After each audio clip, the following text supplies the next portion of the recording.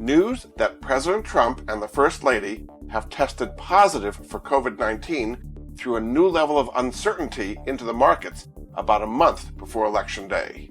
The House of Representatives passed a $2.2 trillion rescue package to offset the devastation of the pandemic. The economic numbers mostly deteriorated. Let me catch you up on the events of the week and give you a way to refinance your car loan to cash in on lower interest rates.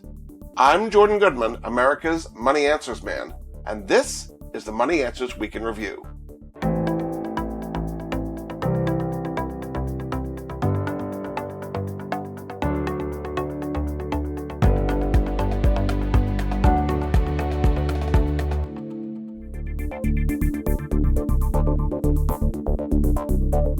Now that the president has come down with the virus, it's unclear how this will affect the functioning of government in the last month before the election. The stock and bond markets fell sharply after the news came out on Friday morning.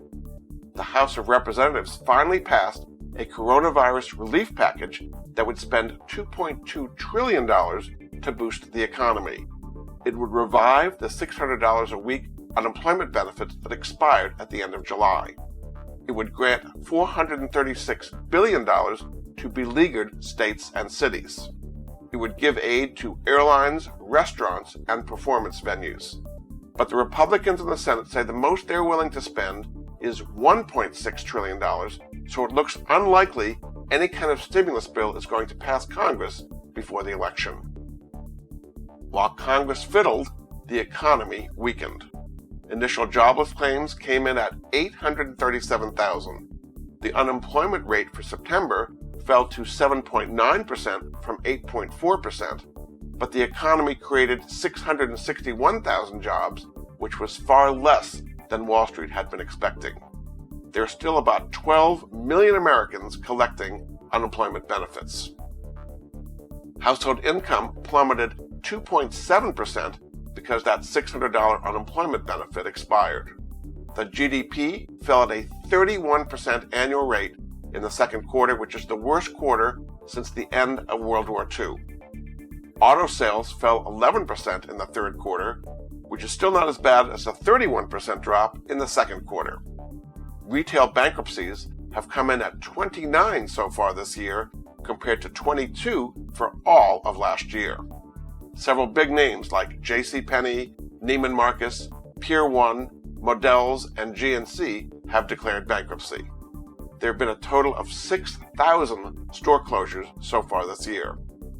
Several companies announced massive layoffs, Disney laying off 28,000, and American Airlines and United Airlines combining for 32,000 job cuts, and Allstate Insurance cutting 3,800 workers. Despite all this bad news, the stock market had a great third quarter.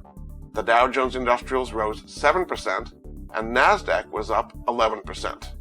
Two hot IPOs came public this week, as Palantir Technologies and Asana both soared after their initial offerings. Many people have taken out car loans in the past few years that are at much higher interest rates that are currently available. If you have an interest rate of 5% or more in your car loan, it's probably worth refinancing. Take a look at my affiliates MyLoanGen and MyAutoLoan.com, where you can significantly lower your interest rates and payments. Find out more about MyLoanGen and MyAutoLoan.com by clicking on the link in the video description. I want you to have the tools and knowledge you need to do well in this very tricky economic environment and improve your personal finances. I'm Jordan Goodman, and this has been the Money Answers Week in Review for the week of October 2nd.